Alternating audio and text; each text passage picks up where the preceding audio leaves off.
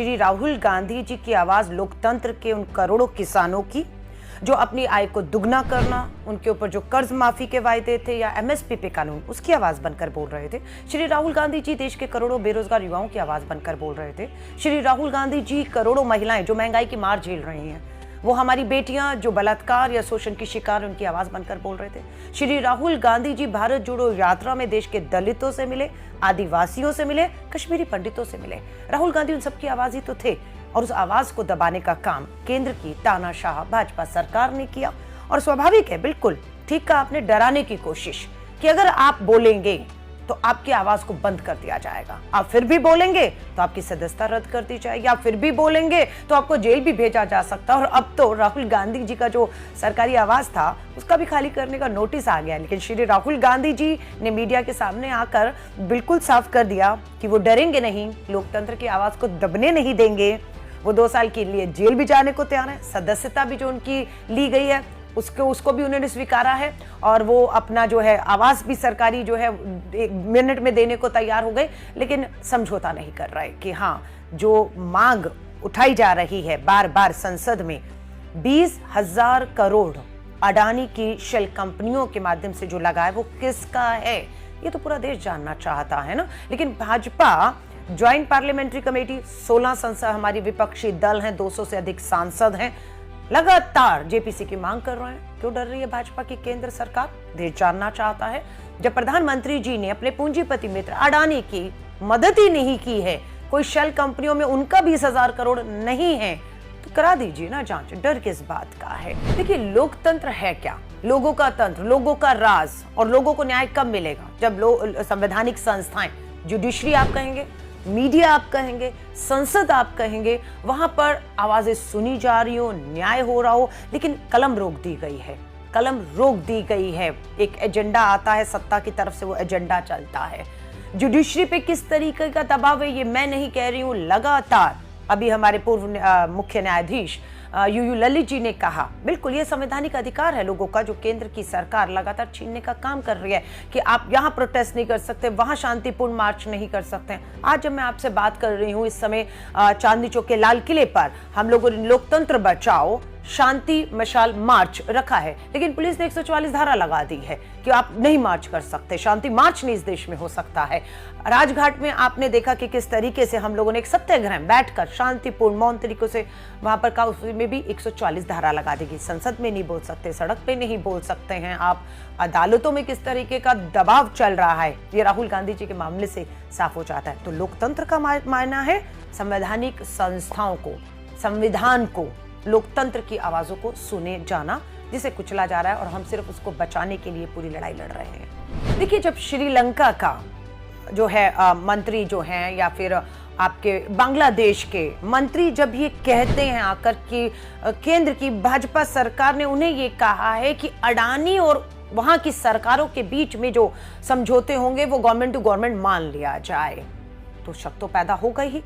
जब आप पता लगता है कि हिंडनबर्ग की रिपोर्ट से खुलासा होता है कि 20,000 करोड़ रुपया शेल कंपनियों से लगा हुआ है, हम पूछते हैं तो आप जवाब नहीं देते हैं।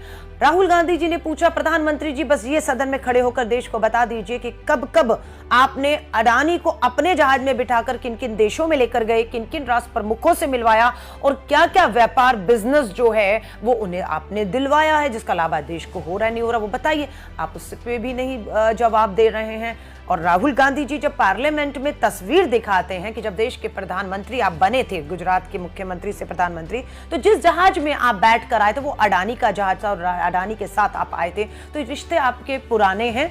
लेकिन अब इसमें जो है मैं कहूंगी बदबू आने लग गई है, क्योंकि ये सड़ा हुआ रिश्ता है जिसमें देश के करोड़ों रुपया लगा हुआ है, लेकिन लोग भुखमरी से, गरीबी से, किसान कर्ज में, युवा बेरोजगारी में जो है वो पूरी तरह जो है वो उसका शिकार हो रहा है। लेकिन आपके पूंजीपति मित्रों का पेट नहीं भर रहा है। देखिए, 2019 की बात है, लोकसभा के चुनाव में कर्नाटका के कोलार में राहुल गांधी जी का भाषण होता है, और उस समय कुछ नहीं होता, 19 में कुछ नहीं होता, 20 में, 21 में, 22 में, 23 में जाकर जब संसद में अडानी पर श्री राहुल गांधी सवाल पूछते हैं तो गुजरात की सूरत जिला अदालत को सक्रिय कर दिया जाता है, फास्ट ट्रैक कोर्ट स्थापित करके 3-4 दिन के अंदर सदस्यता रद्द, उनकी सजा हो जाती है, उनको सब उनके ऊपर कार्रवाई हो जाती है। और बात यह है कि वहां जो राहुल गांधी जी ने कहा था वो उन चोरों के लिए कहा था, साफ कह रही है वो ललित मोदी के लिए कहा था,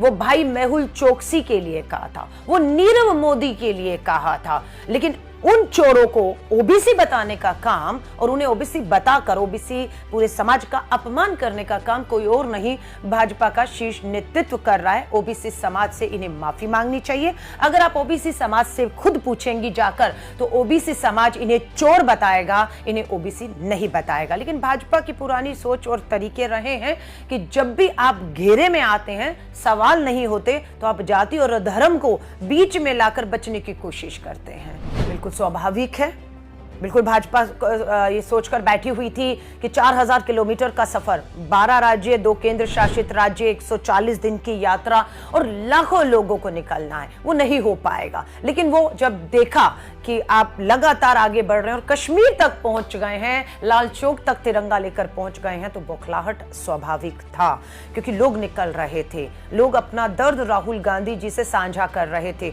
और सबसे बड़ा फायदा मैं आपको बताऊंगी हुआ कि राहुल गांधी जी देश को जानते हैं, लेकिन जो देश राहुल जी को जानता था वो भाजपा के चश्मे से जानता था, जिसमें राहुल गांधी को बिल्कुल एक अनाड़ी और एक पप्पू, एक छवि जो है भाजपा ने पूरी अपनी सत्ता, ताकत, धन, बल, उनकी छवि को जो है बिगाड़ने में लगाया। लेकिन राहुल गांधी जी जब 4000 किलोमीटर चले, लोगों के बीच में, लोगों के साथ उठे बैठे, उनका दर्द साझा किया, तो लोगों को राहुल गांधी क्या है वो समझ आया। बस यही से भाजपा का जो पूरा प्रोपेगेंडा था, जो पूरी मशीनरी, जो पैसा, जो समय आज तक उन्होंने उनकी छवि को बर्बाद करने के लिए लगाया था, वो ध्वस्त होता हुआ ताश के पत्तों की तरह जब गिरते हुए दिखा, सीधे चुनौती मिलते हुए इस तानाशाह मोदी सरकार को मिलते हुए दिखी, स्वाभाविक है उनका बौखलाहट में आना। देखिए, मैं फिर कहूंगी, स्वाभाविक है जो सांसद संवैधानिक तरीकों से लोकतंत्र में लोगों द्वारा चुनकर भेजे गए हैं, वायनाड के लोगों की आवाज, वायनाड के लोगों ने उन्हें चुना और भेजा। लेकिन राहुल गांधी वायनाड के साथ देश की आवाज थे,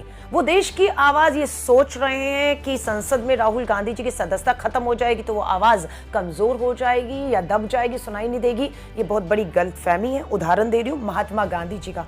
राष्ट्रपिता महात्मा गांधी जी किसी भी सदन के कभी भी सदस्य नहीं रहे।